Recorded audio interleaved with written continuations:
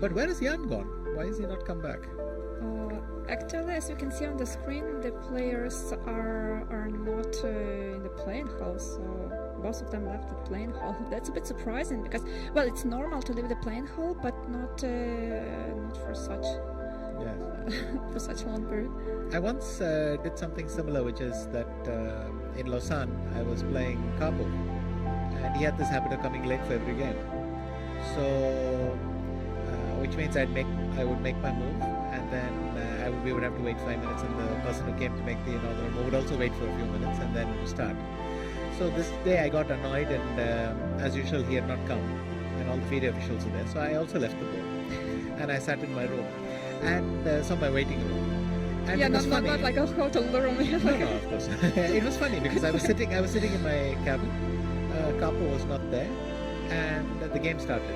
Capo, as usual, came in 2 minutes late, but for the first 2 minutes, the only people who were there were officials and FIDE officials and some invited guests, and the players had disappeared.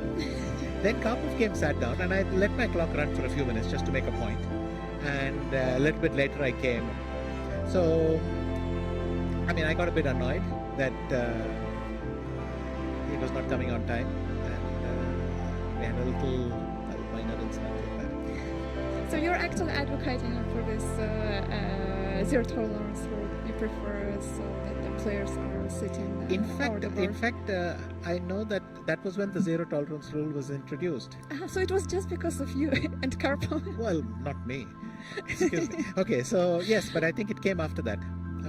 That the zero tolerance rule entered, and then it was too strong for a while, which is that if, but especially if you're in the final, I think you have an obligation to turn up because there are photographers who want to take a photo, and you can't wait for 5 minutes.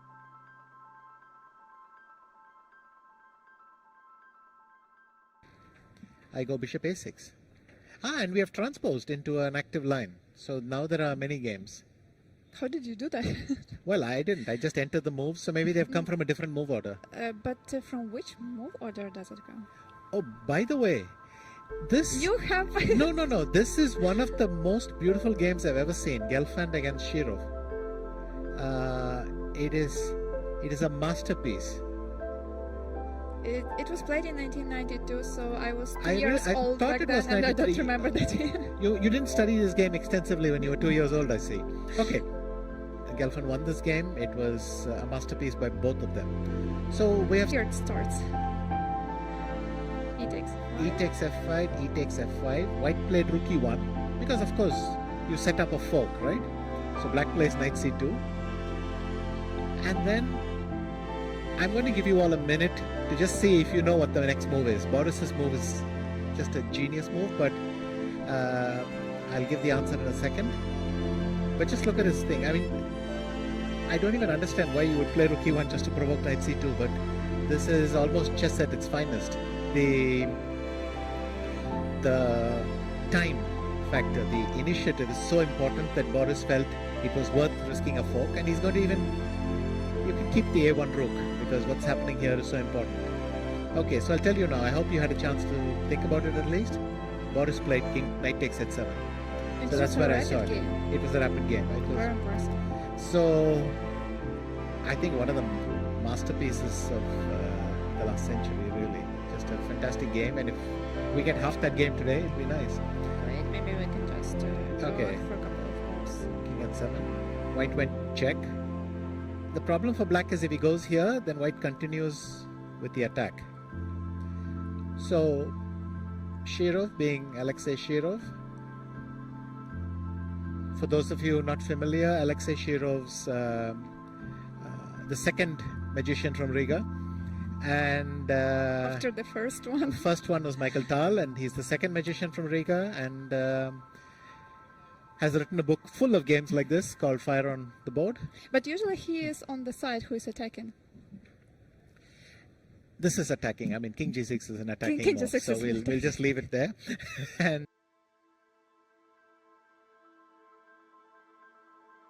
I mean, I'll tell one story which of course went into my book. I was a very young grandmaster, a very new grandmaster, India's first grandmaster, and I was traveling in a train, and there was a man who asked me, my fellow passengers, This was the time before phones. Of course, people spoke to each other. And he asked me, so young man, what do you do? I told him, I'm a chess player. I kind of expected him to be surprised. That's a wonderful story. I expected him to be surprised, but what the hell? He said, oh, okay, but what do you do? So I gritted my teeth and I said, no, I'm really a chess player. Because I was very proud that I was going to be a professional player. And then he said, that you have a job, probed around a bit, and then finally he told me, young man, sports is a very risky career. If you were Vishwanathan Anand, you could then probably maybe you could make a living of it. Make a living playing chess, but otherwise it could be risky. And yeah, I mean, how do you beat a story like that? I've never come close. And you didn't tell him No, of course I didn't. He was sleeping on our floor at the World Open. Vishy, what do you think? At one point, were you the best homeless boxer in the world? I was, admit it was an awful lot of us sharing one hotel room so that we could take advantage of the, what was it, $49 rate per night.